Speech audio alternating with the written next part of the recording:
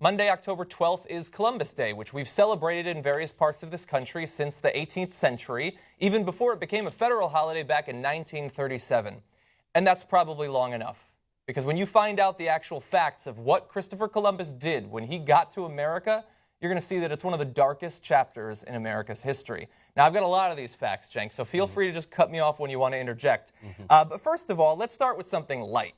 Columbus initiated the transatlantic slave trade in early February 1494, first sending several dozen enslaved Tainos, these are the native people of the island that he landed on, to Spain.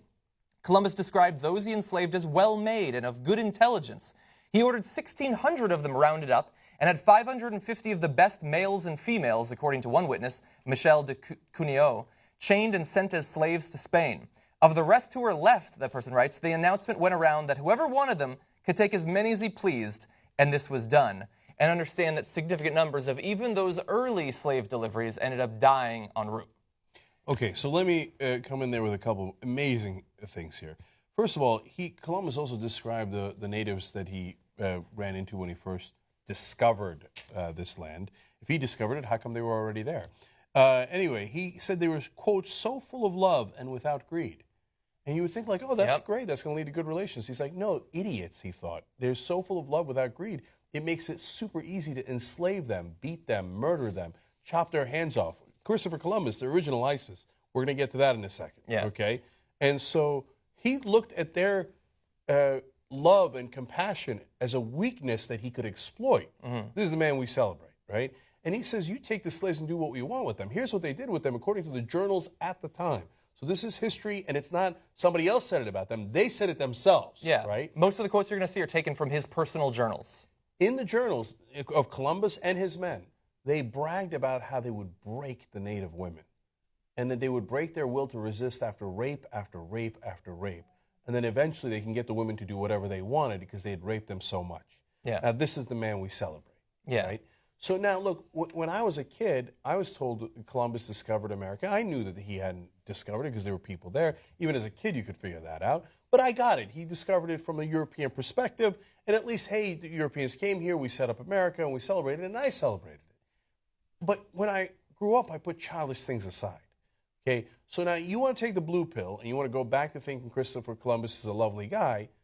Understand that you're making an active choice to deny facts, history, and say, I'd like to be ignorant. That's what I would like to do, right? That's a choice you're making, okay?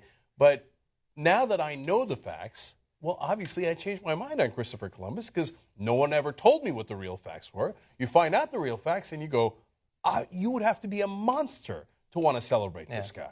Yeah, they leave it out of the elementary school textbooks. But yeah, so we have more barbarity, but the fundamental facts, as you pointed out, he did not discover America. First of all, other Europeans had already been to America at that point, and as you point out, well over 100 million native people had already been living there. They had discovered it first, actually. They did not think that the world was flat at that point. They had not thought that for over 1,000 years, so he was not brave in being willing to go over the edge of the world. And he did not go in a mission of exploration at all. It was a commercial enterprise and a religious enterprise to find gold and to find slaves and to convert them where possible. Now, the initial slavery that we talked about proved to be unprofitable, but he later wrote, "Let us in the name of the Holy Trinity go on sending all the slaves that can be sold." So there you get both the religious and the commercial considerations in one sentence. When the slavery did not pay off, he turned to a tribute system, forcing every Taino of 14 or older to fill a hawk's bell with gold every 3 months. If successful, they were safe for another 3 months. If not, Columbus ordered that they be punished by having their hands chopped off, or they were chased down by attack dogs. As the Spanish priest Bartolomé de las Casas wrote, this tribute system was impossible and intolerable. They not only had their hands cut off, by the way, but they were forced to wear them around their neck on thongs. A little bit barbaric there. Okay, now imagine if ISIS had cut off hands, which they do, right, from time to time. So does Saudi Arabia, by the way, one of our top allies. And then they made the kids, 15, 14, 15, 16-year-old kids, wear the hands around their neck. And then they said, well, I'm only chopping it off because you didn't give me enough money, enough gold, enough bribes, right? Yeah. And then they rape the women. They do this to the kids, to all the adults.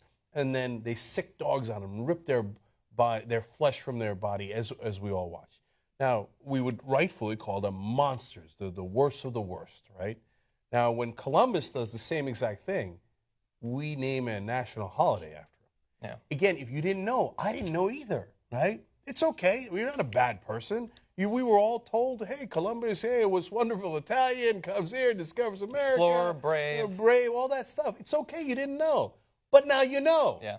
But now you know. You can't celebrate that guy. Yeah. Now, there's more that they have to know, unfortunately. This is another section from Christopher Columbus's personal journal. He wrote, 100 castellanos are as easily obtained for a woman as for a farm, and it is very general, and there are plenty of dealers who go about looking for girls. Those from 9 to 10 are now in demand. So they had set up some sort of system of pimps and sexual slavery in the New World. Eventually, he went back to Europe and then returned with more men after saying that he could conquer all of the natives because they had so little experience with war that he needed just 50 men so that he could govern them. On his second trip to the New World, he brought cannons and attack dogs. If a native resisted slavery, he would cut off a nose or an ear. If slaves tried to escape, he had them burned alive. Other times, he sent attack dogs to hunt them down, and the dogs would tear off the arms and legs of the screaming natives while they were still alive. If the Spaniards ran short of meat to feed the dogs, Arawak babies were killed for dog food. Additionally, and this is one of the sources for the information, we referenced him earlier, one of Columbus's men, Bartolomé de las Casas, was so mortified by Columbus's brutal atrocities against the native peoples that he quit working for Columbus and became a Catholic priest. In a single day, he was an eyewitness as the Spanish soldiers dismembered, beheaded, and raped 3,000 native people. Such inhumanities and barbarisms were committed in my sight as no age can parallel, he said. My eyes have seen these acts so foreign to human nature that now I tremble as I write. And the final toll for this barbarity, the slavery, the disease, the war, the killing, the torture, experts generally agree that before 1492, the population on the island of Hispaniola probably numbered above 3 million. Within 20 years of Spanish arrival, it was reduced to only 60,000.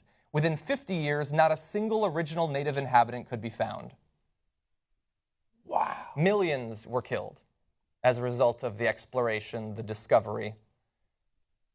Wow. And that's on one island, by the way. This was then spread throughout the region. If that's not terrorism, what in the world is, right? I mean, that terrorism is so thorough, is after all the rapes and the beheadings and setting people on fire, they kill at first nearly everyone, and then eventually everyone. They kill everyone they see, okay? It's one thing to be ignorant, and that's actually something that plagues us all. We're all ignorant of different things, you know? I don't know particle physics, right? But, and there's a lot you don't know and I don't know. That's okay. That's okay. If you're on a quest to learn, that's fantastic. That's exactly right, right? We're all on a quest to learn. But once you know, then it's an easy decision. If after knowing this, and you know that the contemporaries wrote this is not some interpretation later. They wrote this in their journals, right?